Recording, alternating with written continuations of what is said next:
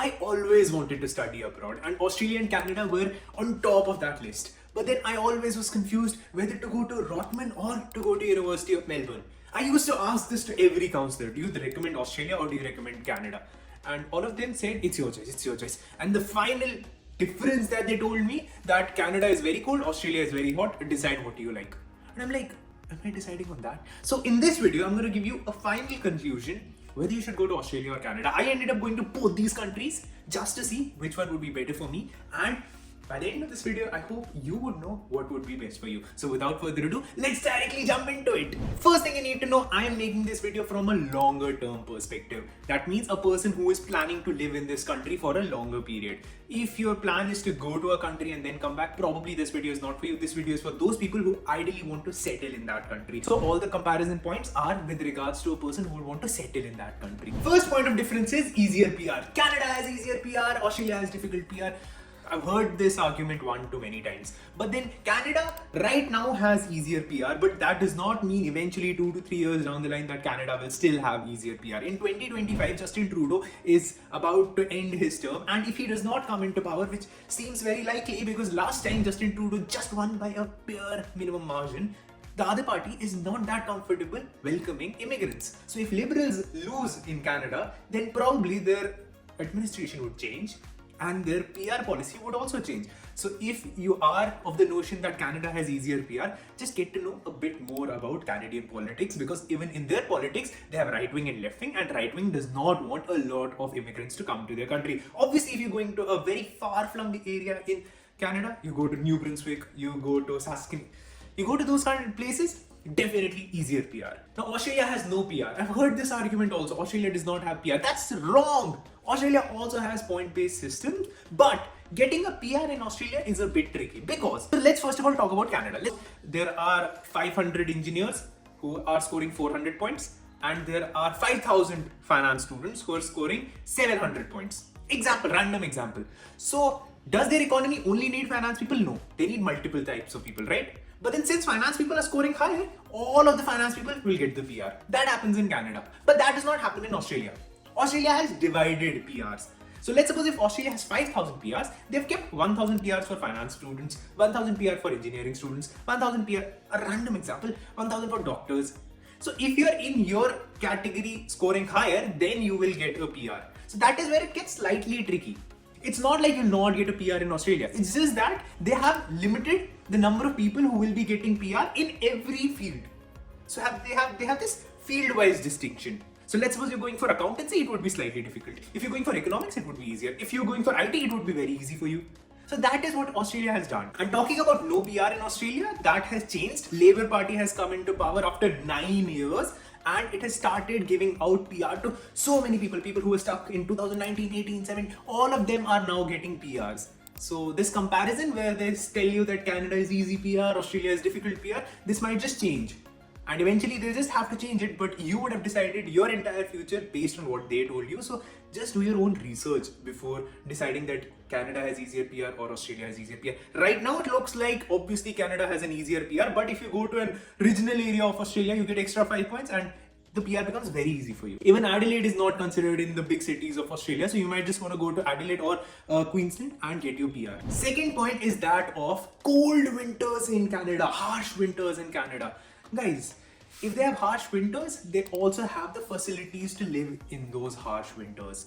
All my friends who have been to Canada, all my friends who live in Canada tell me that it's just the first year where you feel, okay, it's a bit difficult, but eventually it's not that harsh. And Australia, if you have this notion in your mind that Australia is very hot, if you go towards Melbourne or Sydney side, it's not as hot as India. Now let me talk about factors which you should actually use in deciding whether to go to Australia or Canada. First point of difference would be whether you love playing cricket, football or any other kind of sport. So if you do love all of that, then I will give Australia 2 points. And again, keeping this point in mind that I'm thinking of a longer term perspective, like 10, 20, 30 years, not 1 or 2 quick span of duration, no, a longer term perspective. So Australia will get 2 points and Canada will get a 0 for this. Second major important point is whether you can bring your family to Australia or not, or to Canada or not. Bringing your family back to Australia or Canada, in Canada it would be slightly easier. Australia also, it would be possible, but then slightly tricky. So here, if I have 5 points, I will give 4 points to Canada and 2 points to Australia. Third point is connectivity with home. Now this is a very important point for me because I have my business going on here in India. So if I am going to Canada, I'll be approximately 12 hours away in terms of the time difference. So if it is 5 a.m. here, it will be somewhere around 4 p.m. there. And I would not be able to coordinate with my team. But when I talk about Australia, it's just a 5-hour difference. So if it's 5 a.m. here in Australia, it would be 10 a.m. So it's very much possible that I can coordinate with my team. So that point is very important for me, and that is why I'm giving Canada 0 points, Australia 2 points. Next point is that of cost of tuition. Now many people keep this point very important, but in a longer term perspective, it is actually not that important of a point. So let's suppose you're ending up spending around $50,000 in Australia and 60,000 in Canada, and 10,000 is the difference. Should that be a comparison point? Honestly, no. Because when you think of your life in a 30-40 year perspective, $10,000 is 6 lakh rupees. 6 lakh rupees for, let's suppose, 30 years. Is that even a point of consideration? 20,000 rupees a year? Actually, not that important of a point. So I would recommend you to not compare countries based on education cost. Obviously, if the cost of education is like 10,000 versus $70,000, that's a big point of consideration. But a 10,000 gap, 20,000 gap is something that you should not be basing your decisions on. And here, if I have to give points, I'll just give both of these 1 points. Because Germany is easier. Germany has 0 cost of tuition. One more point of comparison is that of stronger community. And here I will give more points to Canada because I just felt in Canada that I had so many places where I could just have spoken in Hindi. I mean, I just knew that all of the people would understand Hindi. But on the other hand, even in areas where you'll find brown people, you'll not be comfortable speaking Hindi. You'll not find Indian food as easily as you would find that in Canada. So if that's the major important point of comparison for you guys, then let's just give Canada 3 points and Australia 1 point. If we talk in terms of post-study work visa, right now Australia is just way better. Talks of 3 or 5 years of post-study work visa, so Australia just gets more points. And if you have 4 or 5 years of work visa in Australia, getting a PR ideally becomes easier. Next 2 points are very important, so listen carefully.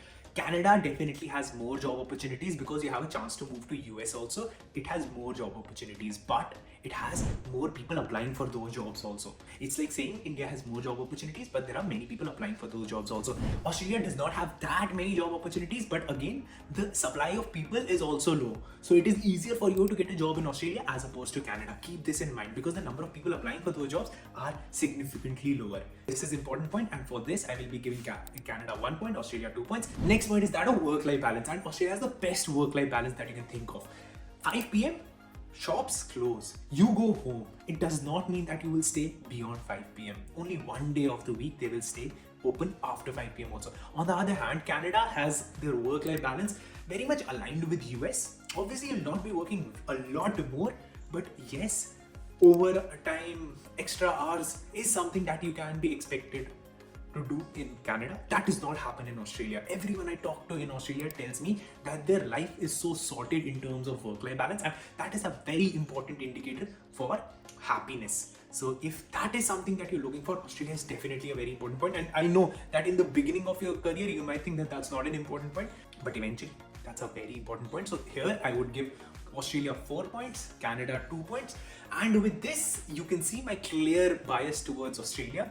Canada also has its very amazing advantages, but then Australia has many things going on for itself also. So yes, if PR is one very important criteria and you think you would not be able to crack PR in Australia, then Canada is something that you might want to look forward to. But if you're an IT professional or have an engineering background, or if you have economics background, then Australia would also be an amazing country for you. So if you're a student from Australia or Canada or a permanent resident there or a citizen there, do let me know in the comment section what did you think about this video, and you might just want to watch this video. I mean, this is a better comparison. So you tell me whether you like this Canada versus Australia type of comparison or this type of comparison. Go watch.